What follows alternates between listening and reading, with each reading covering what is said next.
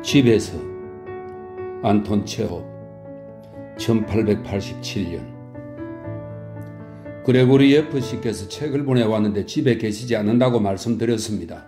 그리고 우편 배달부가 신문과 편지 2통을 가져왔습니다. 저기 예브게니 페트로비치 세료자에게 관심을 좀 가져주셨으면 좋겠습니다. 오늘을 포함해 벌써 3번씩이나 그 애가 담배 피우는 것을 목격했습니다. 제가 훈계하면 세료자는 제 말을 듣지 않으려고 항상 귀를 틀어막고 큰 소리로 노래를 부릅니다. 지방재판소 검사인 예브게니 페트로비치 브이콥스키는 회의를 마치고 방금 집에 돌아와서 서재에서 장갑을 벗으면서 여자 가정교사의 보고를 들으며 미소를 지었다. 세료자가 담배를 피운다? 그는 어깨를 들썩거렸다. 그 애가 담배를 들고 있는 모습이 상상이 가는군. 참, 올해 몇 살이지? 7살이에요. 당신은 별로 심각하지 않은 일로 여기시는 모양인데 그 나이에 담배를 피우는 것은 정말로 해롭고 바보 같은 습관입니다. 바보 같은 습관은 애초에 바로잡아야 합니다. 전적으로 동감하네. 그런데 그 녀석은 담배를 어디서 구했지? 당신의 책상에서요. 그래? 그렇다면 그 녀석을 불러야겠군? 가정교사가 나가자 브이콥스키는 책상 앞에 안락의자에 앉아 눈을 감고 생각에 잠겼다. 그는 아들 세료자가 커다랗고 기다란 꿀련을 입에 물고 담배 연기를 내뿜는 장면을 그려보았다. 그 우스꽝스러운 그림은 그를 웃게 만들었다. 그와 동시에 가정교사의 진지하고 걱정스러운 얼굴은 오래전에 거의 잊어버리고 있었던 지난 날을, 즉 유치원이나 김나지아에 다닐 때 아이들이 담배를 피워 선생과 부모의 얼굴을 아연 실색해 만든 일을 떠올리게 했다. 그리고 그것은 또 다른 공포감을 불러일으켰다. 부모와 교사 중 누구 하나도 담배에 어떤 해독이 있는지, 담배 피우는 게 무슨 죄가 되는지 알지 못하면서 담배 피운 아이들을 사정없이 매질하고 김나지아에서 퇴학시켜버려서 그들의 인생을 망가뜨렸던 것이다. 심지어 매우 똑똑한 사람조차 무엇이 악한 것인지를 잘 이해하지도 못하면서도 악한 것처럼 보이는 것과 싸우는 것을 주저하지 않기도 한다. 예브게니 페트로비치는 매우 교양있고 온화한 김나지아 시절의 교장선생님을 기억해냈다. 나이 지긋한 교장선생님은 담배 피우는 학생을 보면 너무 놀라서 창백해졌고 즉시 비상교사회의를 소집해 범죄자에게 퇴학 조치를 선고했다. 분명 사람이 사는 사회의 법칙은 그런 것이다. 즉 악덕이 이해되지 않을수록 그것을 비난하고 벌하는 것이 더 잔인하고 거칠어지기 마련이다. 검사는 퇴학당한 2~3명의 학생들과 그들의 최근의 삶이 기억났고 많은 경우 벌이 죄 자체보다 더 악독하다는 생각이 강하게 들었다. 살아있는 유기체는 재빠르게 환경에 익숙하거나 적응할 수 있는 능력을 가지고 있고 어떤 냄새도 금세 익숙해진다. 만일 그렇지 않다면 인간은 이성적 활동의 이면에 얼마나 많은 비이성적인 것들이 도사리고 있는지를, 그리고 교육이나 법률이나 문학에서와 같이 그 결과에 따른 책임성이 심각한 영역에서조차도 납득할 만한 진실과 확신이 거의 없다는 것을 매 순간 느낄 수밖에 없을 것이다. 피곤에 지쳐 쉬고 있는 뇌 속으로 막 들어온 이와 같은 가볍고 애매한 생각들이 예브게니 페트로비치의 머릿속에서 돌아다니기 시작했다. 이 생각들은 어디에서부터 무슨 이유로 생겨났는지 모르겠지만 뇌 표면을 떠돌다가 깊숙한 곳으로 각인되지 못한 채 그의 머릿속에서 오래 머물지 않았다. 매 시간마다 심지어 매일 똑같은 틀에 박혀 사무적인 생각만 해야 하는 사람에겐 이러한 가정일에 관한 생각은 자유로움과 편안함으로 기분 좋은 안락함을 주기도 한다. 저녁 8시 무렵이었다. 천장 위 2층에서 누군가가 이 구석 저 구석을 왔다 갔다 했고 그 위의 3층에서는 피아노 레슨을 받는 듯한 소리가 들렸다. 초조하게 왔다 갔다 하는 듯한 발걸음 소리로 미루어 보건대 그 주인공은 무언가를 괴롭게 생각하고 있거나 치통으로 고통받고 있다는 생각이 들었는데 단조롭게 울려 퍼지는 피아노 소리 때문에 나태한 생각이 온몸에 퍼져 고요한 저녁 시간을 졸리게 만들었다. 방 2개를 지나 있는 아이의 방에서 여자 가정교사와 세료자의 대화 소리가 들려왔다. 아빠가 왔다고요? 아이가 소리쳤다. 아빠가 왔어요. 아빠. 아빠가 부르시니 빨리 가봐. 가정교사는 마치 놀란 새가 빽빽거리듯이 큰 소리로 말했다. 너에게 하실 말씀이 있으시단다.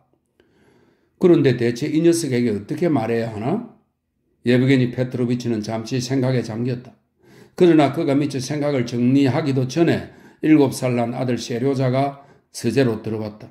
입고 있는 옷을 보기만 해도 이 아이가 남자인지 여자인지 쉽게 알 수 있었다. 창백한 얼굴과 바싹 마르고 쇠약해 보이는 몸매에 입을 만한 옷은 아이는 온실 채소처럼 온몸이 축 늘어져 있었고 그의 모든 행동이나 곱슬머리, 눈빛과 심지어 부드러운 빌로드 재킷마저 비정상적으로 연약하고 허약해 보였다. 안녕 아빠. 아버지의 무릎 위로 재빠르게 기어올라 입을 맞추려고 하면서 가는 목소리로 말했다. 저를 불렀어요? 잠시만 세르게이 예브게는 있지. 검사는 아들을 무릎에서 내리려고 하면서 말했다. 뽀뽀를 하기 전에 잠시 이야기할 게 있다. 진지하게 말해야겠구나. 나는 지금 너에게 화가 나 있고 이제 너를 더 이상 사랑하지 않는다. 다시 말하지만 나는 너를 사랑하지 않고 이제 너는 내 아들도 아니다. 알겠니? 세료자는 아버지를 뚫어지게 쳐다보고 나서 시선을 탁자로 돌리더니 어깨를 들썩였다. 제가 무슨 잘못을 했나요? 그는 눈을 끔뻑거리면서 주저하듯 물었다. 저는 오늘 아빠 서재에 한 번도 들어오지 않았고 아무것도 만진 것이 없어요. 조금 전에 나탈리아 셰메노브나가 내게 하소연을 하더구나. 너가 담배를 피운다고 말이야. 사실이니? 너 담배 피우니? 예, 한번 피워봤어요. 정말이에요. 이것 봐라. 게다가 거짓말까지 하는구나. 웃음을 숨기기 위해 인상을 찌푸리면서 검사가 말했다. 나탈리아 셰메노브나는 너가 담배 피우는 것을 2번 봤다고 말했다. 너의 3가지 나쁜 행색이 드러났구나. 담배 피우는 것, 타인의 담배를 훔친 것, 거짓말한 것, 죄가 3가지나 되는구나. 아, 그래요? 웃음기 가득한 눈으로 세료자는 기억해냈다. 맞아요. 2번 담배를 피웠어요. 오늘하고 그저께. 그러니까 한 번이 아니라 2번이라 이거지. 나는 너에게 매우 실망했다. 예전에 너는 정말 좋은 아이였는데 지금 보아하니 행실이 변했고 나쁜 아이가 되었구나. 예브게니 페트로비치는 세료자의 옷깃을 바로잡아주면서 생각했다. 이제는 뭐라고 말해야 하나? 그래, 나쁜 짓을 했어. 나는 너에게 이런 것을 기대한 게 아니야. 첫째, 너는 너의 것이 아닌 담배를 가져갈 권리가 없어. 모든 인간은 단지 자신의 개인적 재물만 사용할 권리를 가지고 있어. 만일 그가 타인의 것을 취한다면 그러니까 그는 나쁜 사람이 되는 거야. 이런 식으로 말하면 안 되는데 예브게니 페트로비치는 마음속으로 생각했다. 예를 들면 나탈리아 셰메노브나에게 옷가방이 있다고 하자.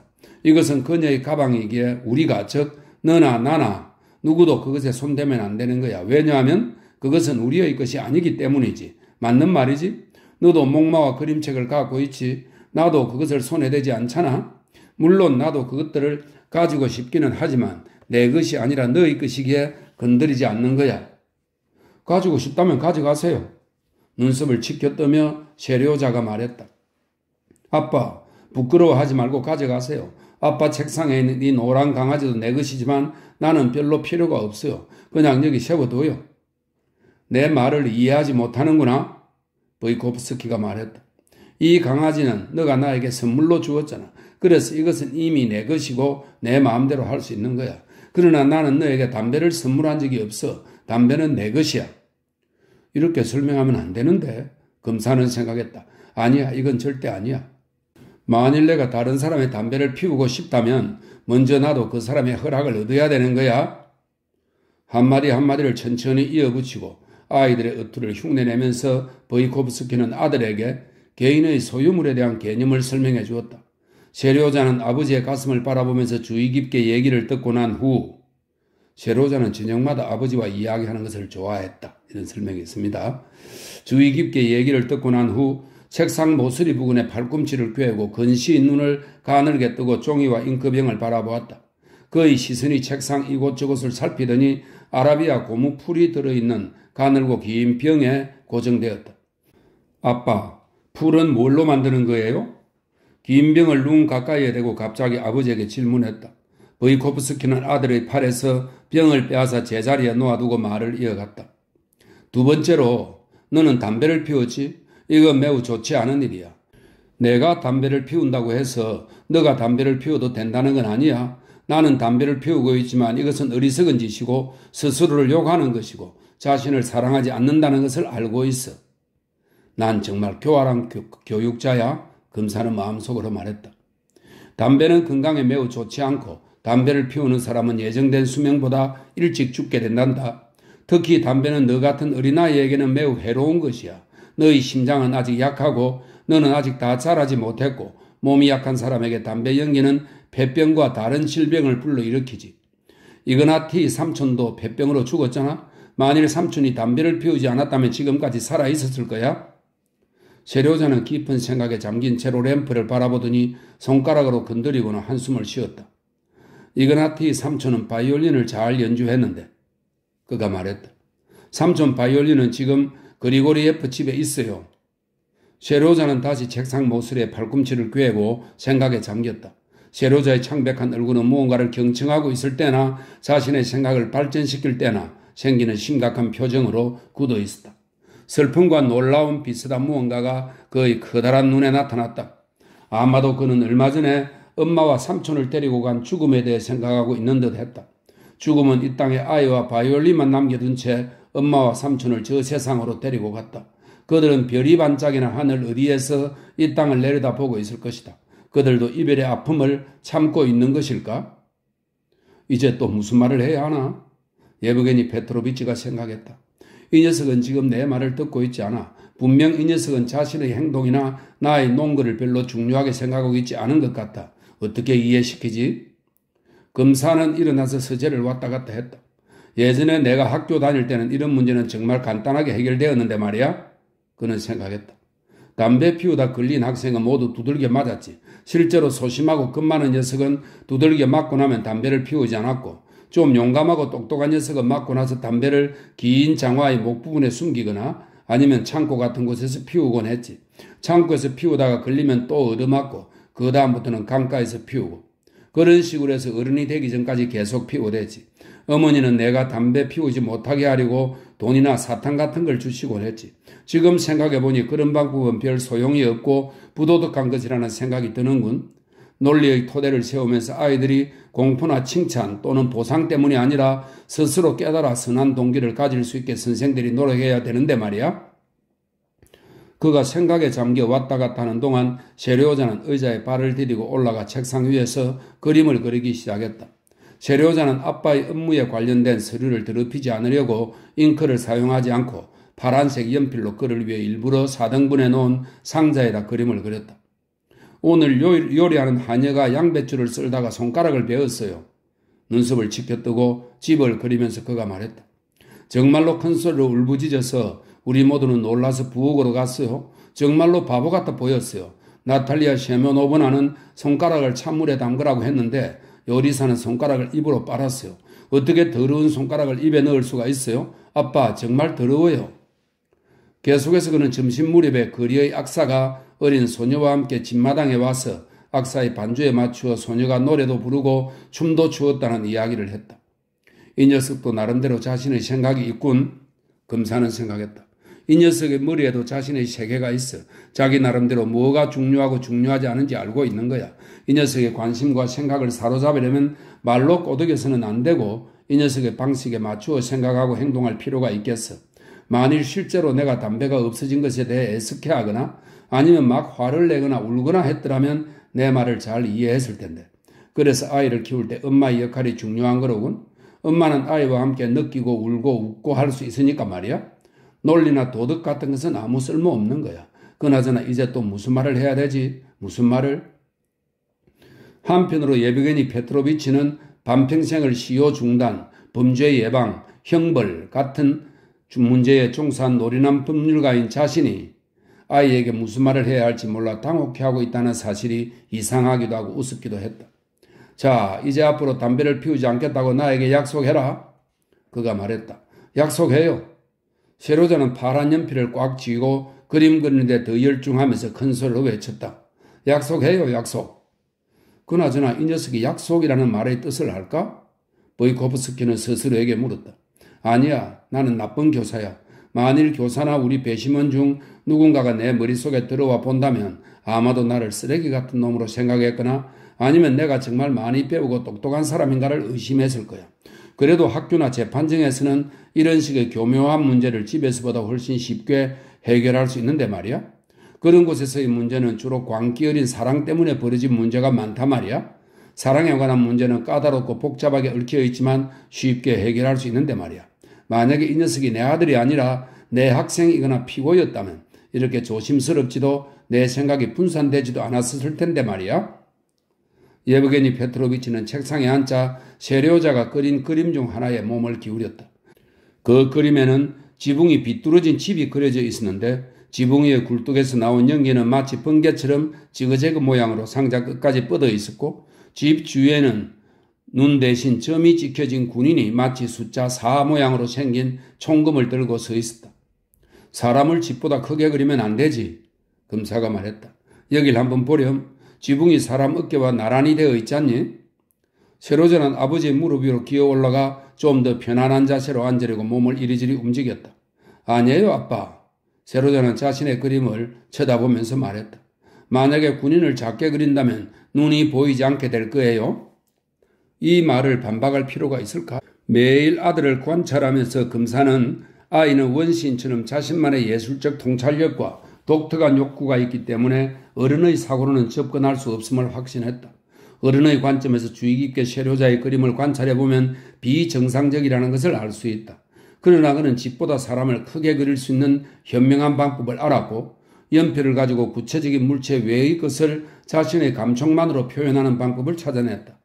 예를 들면 오케스트라의 음악 소리는 구슬 모양이나 연기의 형태로 표현했고 휘파람 소리는 시를 나선처럼 감아 그리면서 나타냈다. 세료자의 인식 속에 소리는 형태와 색깔에 아주 밀접한 연관관계가 있다는 생각이 들었다. 그래서 글자를 색칠할 때 그는 매번 변하지 않고 알파벳 J는 노란색으로 칠했고 M은 붉은색, A는 검은색 등으로 나타냈다. 그림 그리는 것을 그만두고 세로자는 아버지의 무릎 위에서 다시 몸을 움직여 편안한 자세를 만든 다음 아버지의 특수염으로 장난을 치기 시작했다. 처음에 그는 특수염을 가지런히 모으려고 애쓴 다음 그것을 다시 두 갈래로 만들어서 마치 볼수염처럼 만들어버렸다. 아빠, 지금 보니 이반 스페타노비치랑 닮았어요? 세로자가 웅얼거렸다. 그리고 또 보니까 우리 수희랑 닮았어요. 아빠, 그런데 수희는 왜 문 근처에 서 있는 거죠? 도둑이 훔쳐가지 못하게 하기 위해서인가요? 아들의 머리카락이 볼에 닿자 검사는 자신의 얼굴에서 아들의 숨소리를 느낄 수 있었다. 그의 마음은 따뜻하고 부드러워졌다. 비록 한쪽 팔에 세료자의 빌로드 재킷의 부드러움이 느껴졌지만 그의 온 마음이 이 빌로드 재킷 위에 놓인 것처럼 매우 부드러워졌다. 그는 아이의 크고 검은 눈을 보았고 그 눈망울 속에서 언젠가 자신이 사랑했던 아이의 엄마이자 자신의 아내가 생각났다. 이런 아이를 때려야 하나? 그는 생각했다. 이 아이에게 벌을 주어야 하나? 아니야. 그럼 어떻게 아이를 양육할 수 있겠는가? 무엇보다 사람은 단순하고 생각을 적게 해야 문제를 과감하게 해결할 수 있어.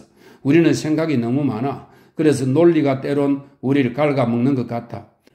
인간은 발달할수록 많은 것을 생각해내고 사소한 것에까지 몰두하면 할수록 인간은 더 주저하게 되고 소심하게 되어서 어떤 일을 할 때 겁이 많아지게 된 것 같아. 실제로 만약에 생각이 더 깊어지면 질수록 가르치고 재판하고 두꺼운 책을 저술하려면 얼마나 많은 용기와 믿음이 필요할까? 9시를 알리는 시계 종이 울렸다. 자, 이제 자야 할 시간이구나 아들아. 검사가 말했다. 작별 인사하고 가서 자거라. 싫어요 아빠. 세로자는 인상을 찌푸렸다. 좀 더 앉아 있을래요. 이야기 좀 해주세요. 옛날 이야기 해주세요. 그럼 이야기 해주고 나면 가서 자는 거다. 예브게니 페트로비치는 한가한 저녁 시간마다 세료자에게 옛날 이야기를 해주곤 했다. 대부분의 사무적인 사람들과 마찬가지로 그 역시 외울 수 있는 시 한 편이 없었고 알고 있는 옛날 이야기도 없었다. 그래서 그는 매번 적극적으로 지어내곤 했다. 대개 그는 옛날 어떤 곳의 어떤 왕궁에와 같은 틀에 박힌 형식으로 이야기를 시작해서 갖가지 말도 안 되는 엉터리 같은 이야기를 쌓아 올리곤 했는데 그 자신도 중간에 결말이 어떻게 될지 모르는 채 이야기를 시작하곤 했다. 장면, 인물, 상황은 느닷없이 적극적으로 생겼고 줄거리와 교훈은 화자의 의지와는 별개로 어떻게든 흘러나왔다. 세료자는 이런 적극적인 이야기를 매우 좋아했고 검사는 줄거리가 소박하고 단순할수록 아이에게 더 강한 인상을 준다는 것을 알고 있었다. 들어보렴. 그는 눈을 천장으로 향하면서 이야기를 시작했다. 옛날 어떤 왕국에 길고 허연 턱수염과 아빠와 같은 이런 콧수염을 가진 나이 많고 늙은 왕이 살고 있었단다. 그는 유리로 만든 궁전에서 살았는데 그 궁전은 거대한 얼음 덩어리처럼 해가 비치면 반짝반짝 빛나는 궁전이었어. 궁전에는 거대한 정원이 있었는데 그 정원에는 너도 알고 있는 오렌지 나무도 자라고 있었고 배나무도 있었고 체리 나무도 있었지. 튤립, 장미, 은방울꽃도 피어 있었고 알록달록한 색깔을 가진 새들이 노래하고 그리고 나무에는 유리종이 매달려 있어서 바람이 불 때 귀를 기울이면 아주 부드러운 종소리를 들을 수 있었지. 유리는 금속보다 더 부드럽고 온화한 소리가 난단다. 그리고 또 뭐가 있더라? 그래, 정원에는 분수가 있었어. 너도 저번에 소냐 아줌마 집에 갔을 때 보았던 분수를 기억하지? 그런 분수들이 왕궁의 정원에 있었어. 그런데 아줌마 집의 분수보다 크기가 엄청나서 물기둥이 키 큰 버드나무 꼭대기까지 올라가지. 예브게니 페트로비치는 생각을 하면서 계속 말을 이어갔다. 늙은 왕에게는 왕국의 계승자인 하나밖에 없는 아들이 있었는데 너처럼 어린아이였고 훌륭한 아이였지. 그는 말도 잘 듣고 절대로 변덕을 부리는 일도 없었고 잠도 일찍 자고 책상에 물건에 손도 대지 않고 그리고 매우 똑똑한 아이였지. 그런데 그 아이에겐 한 가지 단점이 있었는데 그건 담배를 피운다는 거였어. 쇠료자는 눈도 깜빡이지 않고 긴장된 모습으로 아버지를 쳐다보면서 이야기를 들었다. 검사는 이야기를 계속하면서 생각했다. 이제 무슨 얘기를 하지? 그는 오랫동안 계속 과장해서 말하기도 했고 꾸물대기도 하다가 다음과 같이 이야기를 끝맺었다. 왕자는 20살 때 담배를 피워서 폐병으로 걸려 그만 죽고 말았단다. 기력이 약해지고 병에 걸린 늙은 왕은 아무도 의지할 데도 없이 혼자 남게 되었단다. 나라를 통치할 사람도 궁전을 지킬 사람도 없게 되었지. 결국 나쁜 사람들이 쳐들어와서 늙은 왕은 죽이고 궁전을 파괴시켜서 정원에는 체리나무도 새들도 종들도 없게 되었단다. 그렇게 되었단다 얘야. 이런 결말은 예브게니 페트로비치 자신이 생각하기에도 우스꽝스럽고 순진했지만 세료자에게 이 이야기는 강한 인상을 불러일으켰다. 다시 그의 눈이 슬픔으로 떨리더니 무언가에 놀란 듯 보였다. 잠시 동안 그는 생각에 잠겨 어두운 창문을 바라보더니 한숨을 쉬고는 낙담한 목소리로 말했다. 다시는 담배를 피우지 않을 거예요. 그가 아버지에게 작별 인사를 하고 자러 갔을 때 그의 아버지는 조용히 서재를 왔다 갔다 하면서 미소를 지었다. 미와 예술적 형식이 효력을 발한다는 말이 맞는 얘기군. 그는 생각했다. 그렇다 치더라도 이건 별로 위로가 되지 않는군. 아무래도 이건 진실한 방법이 아니야. 왜 도덕과 진리는 환약처럼 겉을 반짝이는 금박지로 포장하고 설탕같이 달콤한 것을 입혀놓은 혼합물이 되어야지 효력이 생기고 원래의 모습 그대로는 높이 날아오르지 못하는 걸까? 정말 이상하군. 위조품과 기만, 속임수를 써야지만 그는 설교나 법률에서가 아니라 우화나 소설, 시에서 얻은 삶의 의미를 담고 있는 옛날 이야기나 역사 소설을 통해서 터득한 이야기를 재판석에서 연설해야 설득력이 있다고 믿고 있는 배심원을 기억했다. 그렇다면 약은 반드시 입에 달아야 하고 진리는 아름다워야 하는 건가? 인간은 아담의 시대부터 이러한 어리석음을 체험하지 않았는가? 그렇지만 아마도 이 모든 것은 자연스럽고 당연한 일인 것 같군. 자연에는 정당한 기만과 착각은 거의 없으니까 말이야. 그는 자신의 일을 시작했지만 태평스런 가정의 일에 관한 생각은 오랫동안 그의 머릿속을 돌아다녔다. 천정 위에서는 더 이상 피아노 연주 소리가 들리지 않았지만 2층 거주자가 방을 왔다 갔다 하는 소리는 여전히 계속 들려왔다.